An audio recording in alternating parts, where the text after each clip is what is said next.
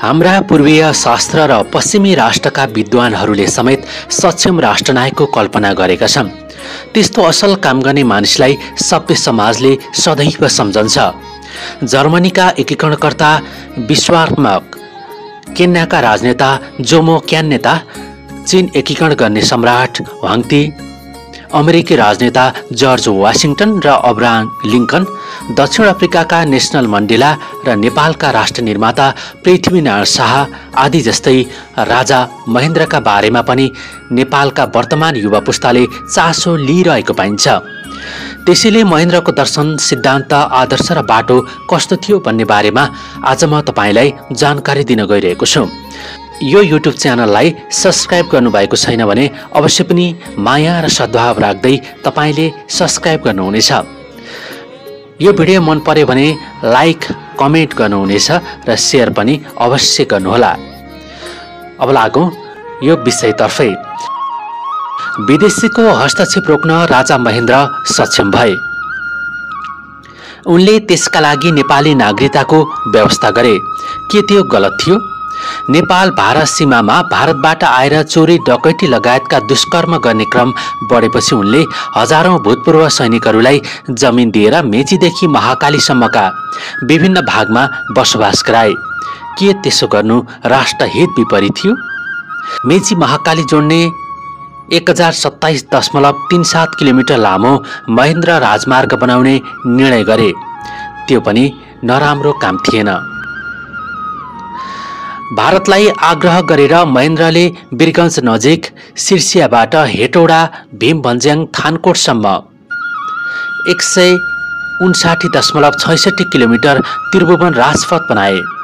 By road भनियो यो बाटोलाई। विदेशीहरू अहिले दिल्लीबाट विमानमा आउँथे र पछि कहाँबाट आयौं भन्दा बाई रोड भन्न थाले। 2024 सालमा अरनिको राजमार्ग बन्यो। नेपाल र चीन सडकले जोडियो। 112.83 किलोमिटरको सो सडकमा चीनका फौज आउँछन्। साम्यवाद आउँछ भनेर भारतीय पत्रपत्रिकाले दुष्प्रचार गरे। भारतीय पत्रकारले यसबारेमा राजा महेन्द्रलाई प्रश्न गर्दा उनले ठट्टा गर्दै भनेका थिए, साम्यवाद ट्याक्सी चढेर आउँदैन। यो भनाई सञ्चार माध्यम र कूटनीतिज्ञहरूबीच निकै चर्चित भयो। महेन्द्रकै पालामा सुरु भयो काठमाडौँ पोखरा जोड्ने सडक। चीनले बनाइदियो त्यो पृथ्वी राजमार्ग।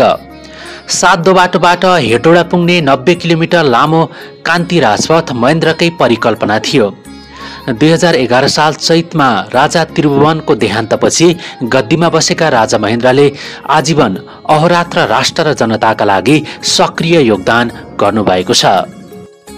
मुटुको बेथाले छटपटाइरहेको बेला पनि उहाँले तत्कालीन प्रधानमन्त्री कीर्तिनिधि विष्टसँग भन्नुभएको थियो, म मरे पनि मेरो देश बाँचिरहोस्। यातायात, सञ्चार, शिक्षा, स्वास्थ्य, उद्योग, व्यापार, राष्ट्रिय सुरक्षा लगायतका हरेक क्षेत्रमा महेन्द्रका काम प्रशंसनीय छन्। अमेरिका र सोभियतसँग तथा चीन र भारत जस्ता एक अर्काका शत्रु बनेका राष्ट्रलाई पनि नेपालमा लगानी गर्न प्रेरित गर्नु महेन्द्रको चातुर्य, कूटनीतिक र राजनेताका रूपमा सफलता थियो। नेपाललाई उनैले संयुक्त राष्ट्रसङ्घको सदस्य बनाएका थिए। 53 राष्ट्रसँग उनले नेपालको कूटनीतिक सम्बन्ध स्थापना गरे। काठमाडौँमा सबैले देखिरहेको शहीद गेट राजा महेन्द्रको निजी सभा 2 लाख रुपियाँ खर्चमा बनाइएको हो। 2018 सालमा राजा त्रिभुवनका नाममा स्थापित त्रिभुवन विश्वविद्यालय भवन निर्माणका लागि खर्च पुगेन भन्ने विषयमा दरबारमा चर्चा चल्दा महेन्द्रका मुमाहरू कान्ति र ऐश्वर्यले आफ्ना गहना बेचेर 16 लाख रुपियाँ जुटाइदिएका थिए। छोराले राम्रो काम गर्न लागेकोमा खुसी व्यक्त गर्दै गहना बेचेर पैसा दिएको कुरा राजा त्रिभुवनका ड्राइभर मरिचमान नकर्मीले बताएका थिए। सनातन धर्म र बौद्ध धर्म जस्ता प्राचीन धर्म संस्कृतिको संरक्षण होस् वा कला, साहित्य, सङ्गीतको उत्थानमा राजा महेन्द्रले अतुलनीय योगदान गरेको पाइन्छ।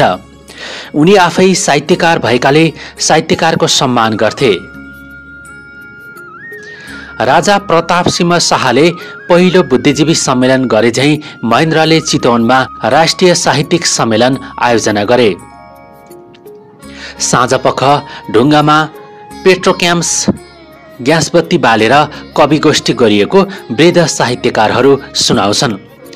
यसरी नेपाल राजकीय प्रज्ञा प्रतिष्ठान स्थापना गरेर राजा महेन्द्रले विद्वान विदुषीलाई सक्रिय गराए। त्यसबेला प्रज्ञा बन्न कुनै राजनीतिको बिल्ला आवश्यक थिएन, योग्य भइपुग्थ्यो। त्यसैले मूर्धन्य स्रष्टाहरू त्यसमा समेटिए। इतिहास हत्केलाले सेक्दैन। विक्रम सम्मत 521 देखि 562 सम्म 41 वर्ष शासन गर्ने लिच्छवी राजा मानदेवले नेपालमा पहिलो मुद्रा मानक चलाए।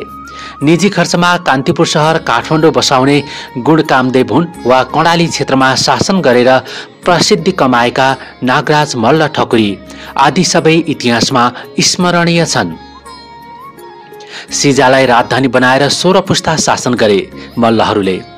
राजा बत्सराजले त आफू हिन्दू भए पनि बौद्ध धर्मको उत्थानमा ठूलो योगदान गरे भने अरिमल्लले लुम्बिनीमा राखेको शिलालेखमा उनी बौद्ध धर्मका उपासक भएको उल्लेख छ। राजा महेन्द्रले पनि नेपालमा विश्व बौद्ध सम्मेलनको आयोजना गरेका थिए। संयुक्त राष्ट्रसङ्घका बौद्ध धर्मावलम्बी महासचिव उ थान्टसँग राजा महेन्द्रको घनिष्ठ सम्बन्ध भएकाले राष्ट्रसङ्घले लुम्बिनीको विकासमा ठूलो मद्दत गरेको पाइन्छ। शाहवंशका 5 जना राजालाई राजबन्दी सरह बनाएर जङ्गबहादुरदेखि मोहन शमशेरसम्मका राणा प्रधानमन्त्रीले 104 वर्ष आफ्नै खुसीले शासन गरे।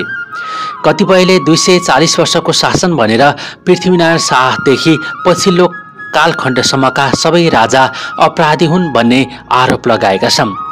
यथार्थ फरक छ। पृथ्वीनारायण शाहदेखि नेपालमा इसाई धर्म प्रचार गर्नेहरूलाई देश निकाला गरेकाले पश्चिमाहरू शाह वंशका राजासँग क्रोध भएका हुन्।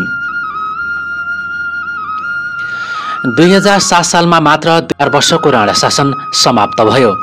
जनताले नागरिक हकको अनुभूति गर्न थाले, तर दलहरूबीचको कचिङ्गलले अपेक्षाकृत प्रगति हुन सकेन। सो क्रान्तिको 4 वर्षपछि नै राजा त्रिभुवनको देहान्त भयो। त्यसपछि महेन्द्रले दिनको 17-18 घण्टासम्म काम गरेर नेपालको शान्ति, स्थायित्व र प्रगतिका लागि जुन योगदान गरे ती सबै काम र उनका विचारहरू केलाउँदा महेन्द्रका हजारौं सपना सिनेमाको रिल झैं आँखा आँखामा आउँछन्। विक्रम सम्मत 1977 जेठ 30 गते नारायणहिटी राजदरबारमा जमेका राजा महेन्द्रले कुनै स्कुल कलेज पढेनन्, तर संसारका प्रसिद्ध राजनेताहरूसँग कुराकानी गर्दा महेन्द्रको प्रतिभा देखेर विदेशीहरू चकित हुन्थे। राजा महेन्द्रका बारेमा पुस्तक लेखेका भारतीय लेखक जे कृष्णमूर्तिले महेन्द्रको प्रतिभा कूटनीति, राजनीति, साहित्य सबैमा प्रतिबिम्बित भएको पाइन्छ भनेर भनेका छन्।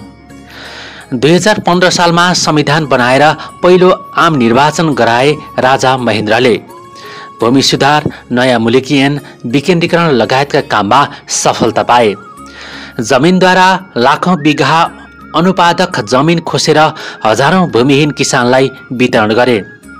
पहिलोपल्ट झापाका 9 जना भूमिहीन किसानले 2021 सालमा महेनी हक पाएका थिए। त्यसरी जग्गाको धनी पूर्जा पाउने मध्येका एक हुन् राधा प्रसाद धिमाल। मलाई त सपना जस्तै लागेको छ, मालिकको जग्गा राजा महेन्द्रले मलाई दिलाए। त्यस्तो राजा कहाँ पाउनु, धिमाल भन्छन्। नेपालको इतिहास तथा दिग्दर्शन पुस्तकका लेखक तथा इतिहासकार रामजी प्रसाद उपाध्यायले 5000 वर्षभन्दा लामो इतिहास भएको नेपालमा 192 जना राजाले राज्य गरेको उल्लेख गरेका छन्। राजसंस्था स्थायी शक्ति भएकाले राष्ट्रको सुदूर भविष्यको चिन्ता हुन्छ। चुनाव जिते पुगिहाल्छ भन्नेहरूलाई विदेशी शक्तिले लगानी गरेर पनि आफ्नो बनाउन सक्दछन्। राजा महेन्द्रले देशवासीलाई गीत मार्फत स्वदेशी भन समाहाल नेपाल भनेका छन्। मन, वचन र कर्मले राष्ट्रवादी बन्न सक्नेहरूको खडेरी परिरहेका बेला राजा महेन्द्रका वचन झन अर्थपूर्ण ठहरिएका छन्। राष्ट्रियता, परम्परा, धर्म, संस्कृति, सामाजिक मूल्य, मान्यता र संस्कारलाई स्वीकार गर्ने पश्चिमी राष्ट्रको छुट्टै युवा जमात सन् 1960 को दशकमा होइपी भनेर चिनियो, तर कुनै पनि राष्ट्रमा उनीहरूले प्रोत्साहन पाएनन्। नेपाली राजनीति पनि आज होइपी पथमा हिँडेको देखिन्छ। पुराना पद्धति, रीतिस्थिति सबै खराब थिए भन्दै राजा महेन्द्रलाई गाली गर्नेहरू पनि भेटिन्छन्, तर महेन्द्रले गरेका काम गलत थिए त भनेर प्रश्न गर्दा उनीहरू अनुत्तरित हुने गर्दछन्। राष्ट्रियता, राष्ट्रिय स्वाभिमान, विकास, शान्ति, एकता र राष्ट्रको अस्तित्व रक्षाका लागि महेन्द्रले जे जति गरे त्यसबाट आजका राजनीतिज्ञहरूले अलिकति प्रेरणा लिन सके भने इतिहास र भावी सन्ततिको दृष्टिमा पनि उनीहरू हुतिहारा, पराधीन र अयोग्य सिद्ध हुने थिएनन्। महेन्द्रबाट सिक्नुपर्ने कुरा धेरै छन्। सबैभन्दा ठूलो कुरा हो उनको राष्ट्रप्रेम। विश्वका 50औं राष्ट्र भ्रमण गर्दै नेपालसँग सम्बन्ध स्थापना गर्नेदेखि लिएर मेची महाकाली पैदल भ्रमण गरेर महेन्द्रले झुप्रामा बस्ने लाखौं नेपालीको सुख दुःख बुझ्ने प्रयास गरेका थिए। उनी जे बोल्थे त्यो काम पूर्ण गरेर देखाउँथे। गलत काम गर्ने आफ्नै सचिवलाई पनि थुनेका छन् उनले। तत्काल दण्ड र पुरस्कार दिने क्षमताले वास्तवमै उनी योग्य राष्ट्रनायक थिए भन्ने बुझिन्छ। योग्यता, सिप र राष्ट्रप्रेम भएका मानिसलाई खोजी खोजी उनी काममा लगाउँथे। राष्ट्र सबल, सक्षम र सफल बनोस् भन्ने बाहेक उनको अर्को कुनै स्वार्थ थिएन। भनिन्छ अयोग्य बहुनायक भन्दा एउटै योग्य राष्ट्रनायक उत्तम हुन्छ। भारतमा पनि भनिएको छ नसेन्ती बहुनायक, धेरै नायकले नाश गर्छ। नेपालमा आज त्यस्तै भइरहेको छ, होइन त? पक्कै पनि तपाईलाई यो भनाइ, यो विचार कस्तो लाग्यो? जस्तो लाग्यो त्यस्तै सुझाव, सल्लाह र प्रतिक्रिया दिन नबिर्सनुहोला। अहिलेका नयाँ पुस्तालाई पुरानो इतिहास, राजा महेन्द्र को थिए, उनको सपना के थियो, नेपाललाई कस्तो बनाउन खोजिरहेका थिए भन्ने बारेमा हामी जानकारी दियौं। अर्को बसाइमा फरक प्रसङ्गका साथ उपस्थित हुनेछौं। नमस्कार।